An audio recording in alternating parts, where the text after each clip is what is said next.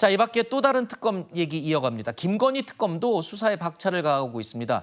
대기업 최고 경영진들에 대해서 줄 소환을 통보했는데요. 들어보시죠. 속칭 집사게이트 사건과 관련하여 사건의 실체를 신속하게 규명하고 증거인멸 방지를 위하여 우선 사모펀드에 184억 원을 투자한 기관 및 회사의 최고 의사 결정권자에 대한 소환 조사를 이번 주부터 진행할 예정입니다. 자, 여기서 김모 씨, 지금 A 업체. 이 인물은요, 김건희 여사의 측근이자 집사로 지목된 인물이죠. 이 김모 씨가 관여했던 업체는 자본 잠식 상태였지만 184억 원 정도를 투자받은 것으로 알려지면서 의혹이 불거진 게 또 핵심입니다. 소환 대상에는 김범수 카카오 창업주까지 포함됐습니다.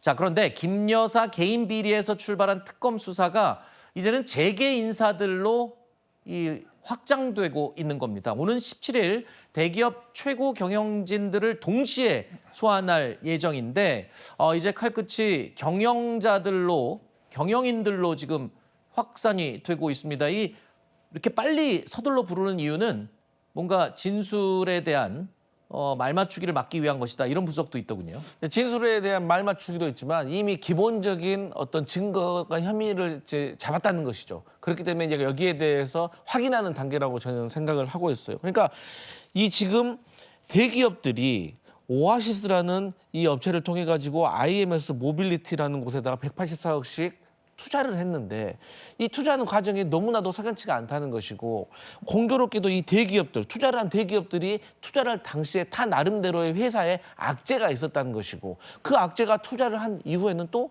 해결이 된 거 아니면 경징계를 받거나 이렇게 됐다는 것이기 때문에 여기에 대해서 소상히 지켜봐야 될 것이고 이게 결국에는 김건희 여사와 관련된 자금으로 흐르지 않았을까라고 의심을 하고 있는 것이죠. 알겠습니다.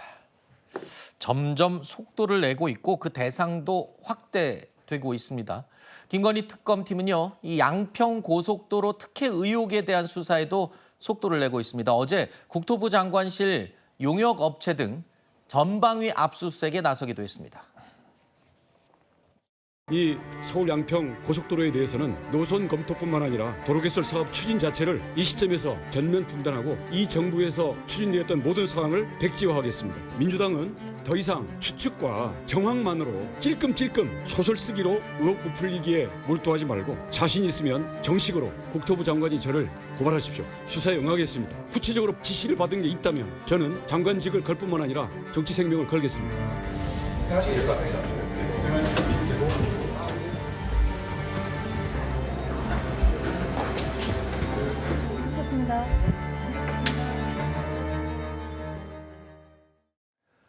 원희룡 전 장관은 어제 압수수색 대상에는 포함되지 않았습니다. 하지만 현재 출국 금지가 된 상태입니다. 압수수색 영장에는 피의자로 적시된 것으로 알려지고 있는데요. 원희룡 전 장관에 대한 소환 조사도 불가피해 보이는 그런 상황이 된 것 같습니다. 김 여사 의혹 관련 수사는 내란 특검 수사와는 조금 결이 다릅니다. 내란 특검은 윤석열 전 대통령 핵심 인물을 먼저 소환 조사 또는 이 구속 수사를 진행하고 있고 김 여사 특검은 지금 그 주변인으로 훑어서 저인 방식으로 쭉 훑어 올라가는 것 같아요. 이러면 김 여사에 대한 소환 조사는 조금 더 시간이 걸릴 것 같아요.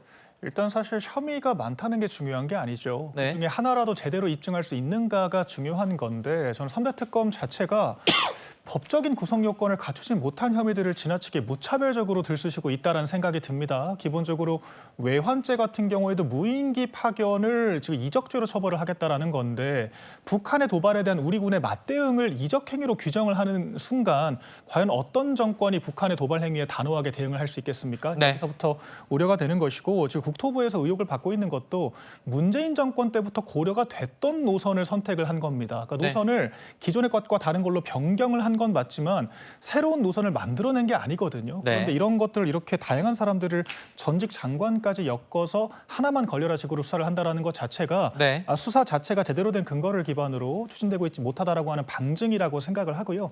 그리고 실적 경쟁만 하다가 제대로 된 기소도 못하고 특검이 끝나지 않을까, 500억의 혈세가 낭비되지 않을까라고 하는 안타까운 우려가 있습니다. 네.